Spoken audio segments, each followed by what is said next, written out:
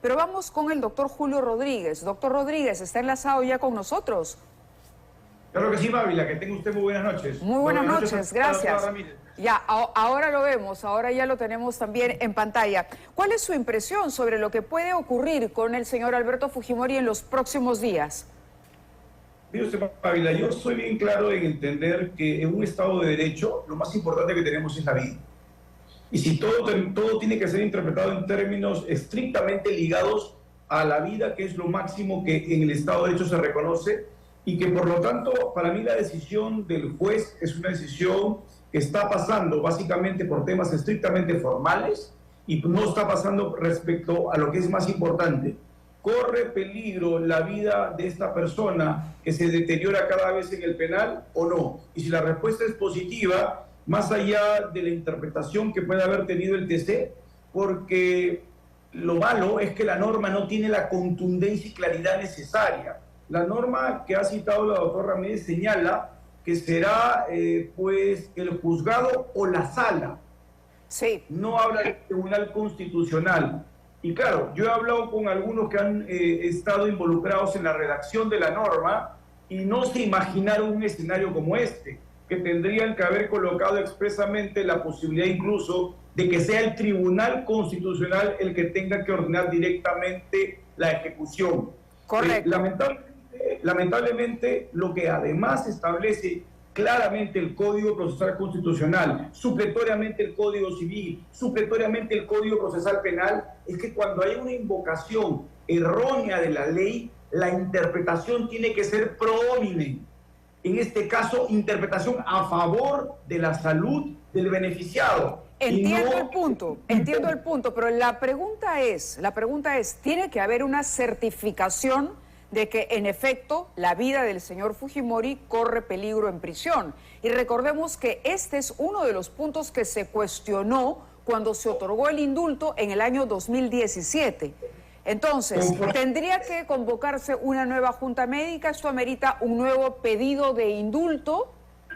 Mire usted, yo creo que el juez hubiese tenido una salida no valiente, pero posiblemente una salida de una perspectiva de respetar, por ejemplo, el voto que era en contra del doctor Monteagudo, que en el considerando 84 establecía de manera absolutamente indiscutible que la Corte nunca haría una restricción para poder darle a una persona un indulto humanitario, incluso en delitos que sean contra la humanidad, en la medida que esté en una situación en donde su salud cada vez se deteriore más.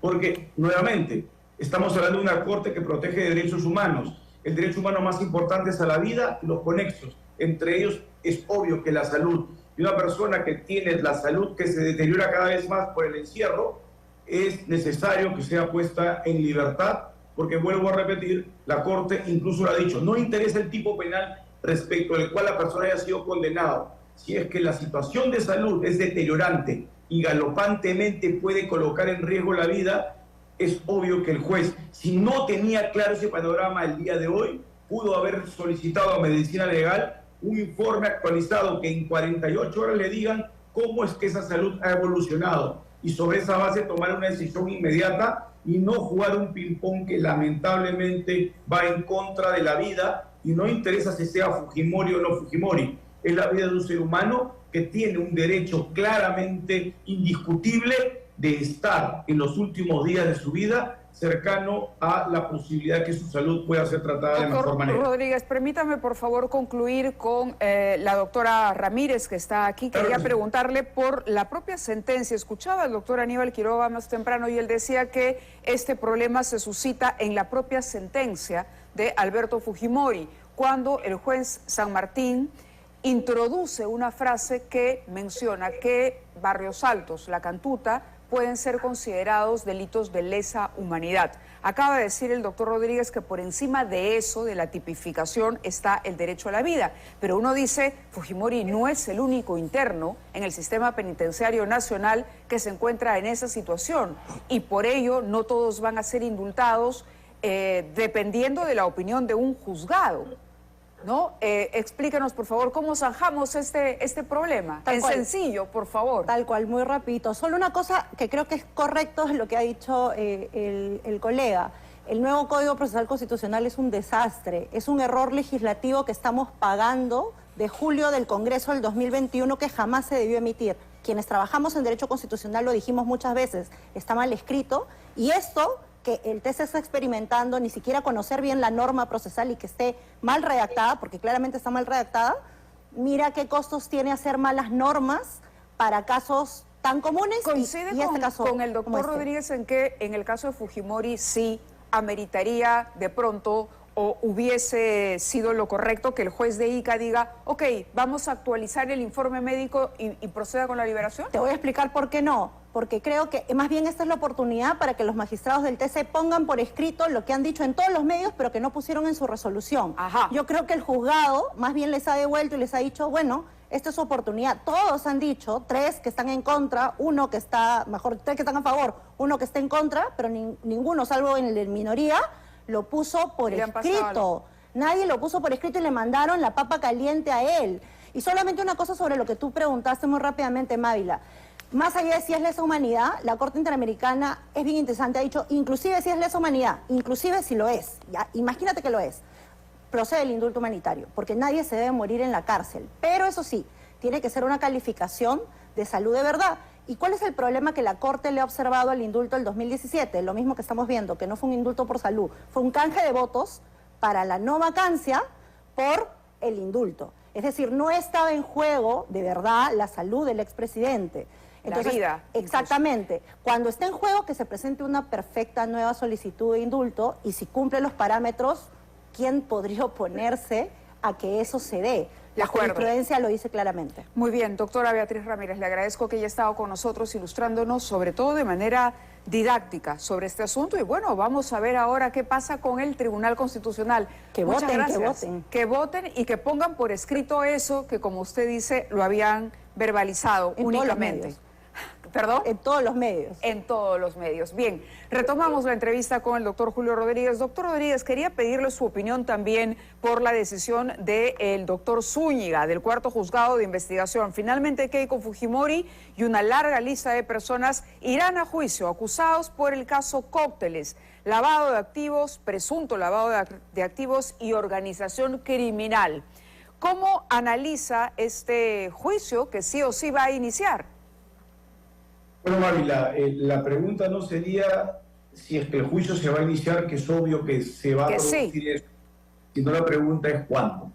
¿Cuándo? Y la respuesta frente a ese cuándo es clarísima. Todavía existen impugnaciones pendientes respecto a mecanismos de defensa que fueron articulados durante esa llamada etapa intermedia que consiste en el control de la acusación que emitió la Fiscalía.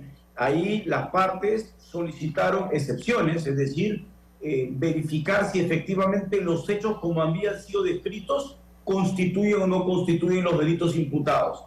Se emitió la decisión por el juez rechazó las excepciones han sido impugnadas y tienen que ser resueltos en el superior tribunal. De lo contrario, no se va a poder fijar fecha para inicio de juzgamiento. Es decir, sí, perdóneme el paréntesis, ¿está todavía usted poniendo en duda de que vaya a haber un juicio? No, lo que estoy diciendo es que ese juicio no va a poderse iniciar si es que no se resuelven primero las excepciones. Y existe la posibilidad que esas excepciones se puedan resolver positivamente. Y de lo contrario, no habría juicio. Porque acá hay un dato que es importantísimo y que creo yo en algún momento con usted lo he conversado. A la ex candidata Fujimori se le imputa un delito de lavado de activos en virtud de haber recibido financiamiento que no tenía del todo una claridad. Es un financiamiento que por los montos, que por las formas, pues no era un financiamiento que uno podría decir respetaba la ley electoral. No había transparencia sobre quiénes eran los aportantes, pero además sí se ha demostrado con testimonios inclusive que lo que se había hecho era, digamos, maquillar o darle una identidad a los aportantes para encubrir a los verdaderos aportantes. Correcto. Eso el día de hoy tiene una tipificación expresa que se llama el delito de financiamiento ilegal de partidos políticos, que antes no existía y que por lo tanto, en virtud de la contextualización de los hechos, significa que la ex candidata Fujimori le imputan un delito que en el momento, en cuanto los hechos se produjeron, no estaba previsto en el Código Penal. Aun cuando el dinero que ingresó a la campaña fuera de origen ilegal. El dinero que tiene que ser de origen ilegal tiene que ser de conocimiento manifiesto. El dinero de origen ilegal no es la verificación que yo puedo hacer el día de hoy. El día de hoy, si yo reviso y establezco que ese dinero venía de Odebrecht, no voy a tener duda el día de hoy que ese dinero era ilícito. Si es que venía de la famosa Caja 2. Exacto. Pero en aquel momento, cuando Odebrecht ni siquiera estaba investigada, cuando no había mayor cuestionamiento respecto a dicha empresa, ¿cómo es que yo voy a poder sospechar un origen ilegal? Por lo tanto, este es el debate que se ha presentado en las excepciones, que el día de hoy todavía no se resuelven. La pregunta es por qué se diseña toda una estrategia para encubrir el origen de ese financiamiento. Por muchas razones, o sea, y esto no es novedad, y esto es una práctica tradicional, tristemente, en el caso peruano, porque no quieren los aportantes ser identificados como aportantes de uno u otro candidato. Y hay aportantes que ponen los huevos en todas las canastas, menos aún quieren ser identificados como aportantes. Y porque en nuestro país lo que ha hecho es restringir el aporte a determinado monto, en lugar de transparentarlo. Si alguna persona quiere aportar una campaña 100 soles, pues que lo diga. Y alguien quiere aportar 10 millones, pues que lo aporte. Porque si yo aporto esa cantidad, tengo un interés. Y el interés que se hace evidente, como sucede en los Estados Unidos, lo que permite es transparentar cuál es el rol, cuál es el programa de inclinación de determinado partido político, pro determinado sector empresarial. ¿Y qué pasa si, como en el caso del señor Vito, por ejemplo, con ese dinero que se supone es un aporte de campaña, se hacen una serie de compras inmuebles? Bueno, sí, que lo que sucede es que ese dinero aporte de campaña es el dinero privado. Y por lo tanto, si el dinero es privado y el aportante tiene alguna duda de por qué realizó el uso esta persona distinto al fin que fue obtenido, pues el único que podría cuestionarlo sería eventualmente el aportante, pero no podría cuestionarlo el Estado porque es dinero privado.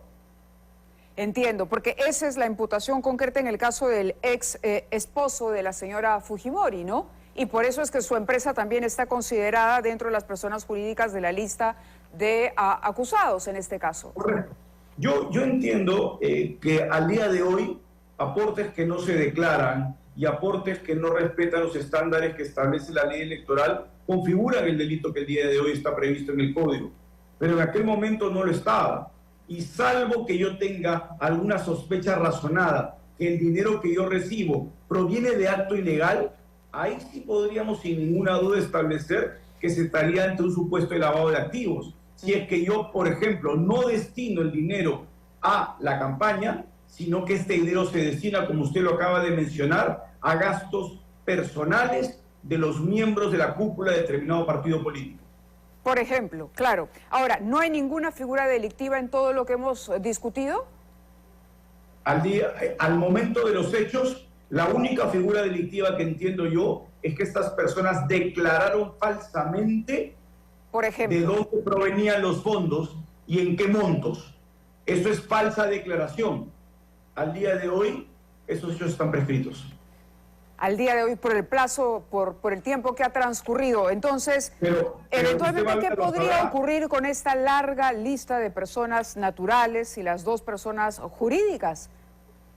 Si es que nos ajustamos estrictamente, no a un juicio político ni ideológico, sino estrictamente al principio de legalidad, este caso debería ser archivado. Pero lamentablemente, como usted sabe, este caso ha sido bastante politizado, ¿no? Si este caso no fuese politizado y estuviese regido íntegramente por la comprobación si encuadra o no encuadra en un delito, tendría que ser archivado. Y no hubiese prescrito si no tuviésemos fiscales que actúan con una lentitud como la del equipo Lavallato. De acuerdo. Doctor, muchísimas gracias por estar con nosotros y también aportarnos análisis respecto a esta situación. Gracias a los dos por participar en el programa.